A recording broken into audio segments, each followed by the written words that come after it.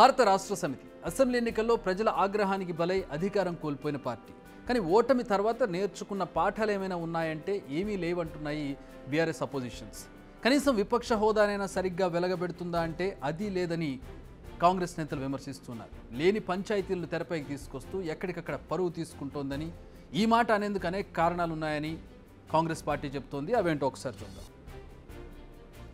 First, BRS ఓ slogan create చేసింది. ఏంటది? ఇది వచ్చిన కరువు కాదు, కాంగ్రెస్ తెచ్చిన కరువు అని. రైమింగ్ బాగుంది కదా అని బీఆర్ఎస్ నేతలు దాన్ని వాడుతూ ఉన్నారు. ప్రజల్లోకి ఈజీగా వెళుతుంది అనుకున్నారు. మాజీ మంత్రి హరీష్ రావు అయితే రోడ్డెక్కారు. కానీ రైతుల నుంచి అనుకున్నంత రియాక్షన్ రాలేదంటోంది కాంగ్రెస్. ప్రాజెక్టులో నీళ్లు లేవన్నారు. దీనికి కాంగ్రెస్ నేతలు దిమ్మ తిరిగే జవాబులు ఇచ్చారు. అటు రైతులు కూడా పెద్దగా పట్టించుకోలేదు. దీంతో హరీష్ రావు వెనక్కి తగ్గారు. హరీష్ రావు తర్వాత ఇదే నినాదంతో బీఆర్ఎస్ అధినేత కేసీఆర్ కూడా రంగంలోకి వచ్చారు. ఏకంగా పొలం బాట అనే ప్రోగ్రాంను డిజైన్ చేశారు.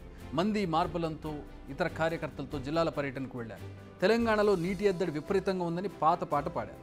అయితే ఎండిన పొలాల పక్కనే పచ్చని పొలాలు కనిపించడంతో ఆయన ప్రయాసం మొత్తం వృధా అయింది. ఇది బీఆర్ఎస్ వేసుకున్న సెల్ఫ్ గోల్ అంటోంది కాంగ్రెస్. ఇక కేసీఆర్ ఈ మధ్యనే ఎక్స్లో అకౌంట్ ఓపెన్ చేశారు. రోజుకో ట్వీట్ పెడుతున్నారు. అయితే ఆయన పెట్టిన 3వ ట్వీటే ఆయనకు షాక్ ఇచ్చిందని చెప్పాలి. ఈ ట్వీట్లో ఆయన ఏమన్నారంటే, తాను మహబూబ్ నగర్లో శ్రీనివాస్ గౌడ్ ఇంట్లో ఉన్నప్పుడు కరెంట్ పోయిందని, టోటల్ స్టేట్ వైడ్ ఇదే సిచ్యువేషన్ ఉందంటూ ట్వీట్ చేశారు. దీనిపై తెలంగాణ విద్యుత్ శాఖ వెంటనే క్లారిటీ ఇచ్చింది. అసలు పవర్ కట్స్ లేవని ఆధారాలతో సహా ప్రూవ్ చేసింది. దీంతో ఆయన ఏం సమాధానం చెప్పుకోవాలో తెలియని సిచ్యువేషన్లో పడిపోయారు. తండ్రి పార్టీ అధినేత ఏ రూట్లో అయితే నడుస్తున్నారో, ఆయన తనయుడు మాజీ మంత్రి కేటీఆర్ కూడా అదే రూట్లో నడుస్తున్నారు. ఉస్మానియా యూనివర్సిటీలో సదుపాయాలు లేవంటూ అటు కేసీఆర్ ఇటు కేటీఆర్ ట్వీట్స్ చేశారు. ప్రభుత్వ పెద్దలు సీఎం రేవంత్ రెడ్డి తప్పుడు డాక్యుమెంట్స్ వైరల్ చేస్తున్నారంటూ అటాక్ చేశారు. ఫేక్ సర్క్యులర్స్ పోస్ట్ చేసే స్థాయికి రేవంత్ దిగజారిపోయారంటూ తీవ్ర పదజాలాన్ని వాడారు. కాంగ్రెస్ వచ్చాకే హాస్టల్స్కు సెలవులు ఇవ్వాల్సిన పరిస్థితి వచ్చిందంటూ ఓ ప్రాపగాండాను క్రియేట్ చేశారు. కానీ చివరికి కాంగ్రెస్ ఇచ్చిన కౌంటర్స్తో ఇప్పుడు వాళ్ళు ఏం చేయాలో తెలియని పరిస్థితిలో పడ్డారంటోంది కాంగ్రెస్. కేసీఆర్ను గోబెల్స్తో పోస్తూ సీఎం రేవంత్ రెడ్డి ట్వీట్ చేశారు. ఒరిజినల్ డాక్యుమెంట్స్ను రిలీజ్ చేశారు. దీంతో తప్పుడు డాక్యుమెంట్స్ క్రియేట్ చేసింది బీఆర్ఎస్ఏ అని ఆ నేత క్రిషాంక్తో పాటు పలువురు నేతలపై ఇప్పుడు కేసులు నమోదయ్యాయి. ఇది మరో సెల్ఫ్ గోల్గా చెబుతోంది కాంగ్రెస్. ఇక వీటన్నిటికంటే హైలైట్ హరీష్ రావు రాజీనామా ఎపిసోడ్ అంటోంది కాంగ్రెస్. రైతులకు రుణమాఫీ చేస్తే రాజీనామా చేస్తానంటూ హరీష్ రావు చేసిన సవాల్ను స్వీకరించారు సీఎం రేవంత్ రెడ్డి. ఆగస్టు 15లోపు రుణమాఫీ చేసి చూపిస్తానంటూ ప్రజల ముందే ప్రకటించారు. దీంతో హరీష్ రావు డైలమాలో పడిపోయారు. ఎందుకంటే బీఆర్ఎస్ నేతలు ఈ ప్రకటనను అస్సలు ఊహించలేదని చెప్పాలి.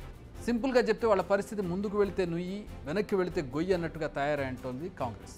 అమరవీరుల స్తూపం వద్దకు వెళ్లిన హరీష్ రావు రాజీనామా అంటూ లేఖను మీడియాకు చూపించారు. రుణమాఫీతో పాటు అన్ని గ్యారంటీలను అమలు చేయాలంటూ మెలికబెట్టారు. స్పీకర్ ఫార్మాట్లో రాజీనామా చేయకుండా మామూలు లేఖ రాశారు. తన రాజీనామాతో డ్రామాతో పొలిటికల్ మైలేజ్ వస్తున్న సంగతి హరీష్ రావు అందరికీ తెలిసిపోవడంతో ఆయనే సెల్ఫ్ గోల్ వేసుకున్నట్టు అయిందంటోంది కాంగ్రెస్. ప్రస్తుతం లోక్సభ ఎన్నికలు, ఈ ఎన్నికల్లో గెలవకపోతే పార్టీ మనుగడే ప్రశ్నార్థకం అవుతుంది.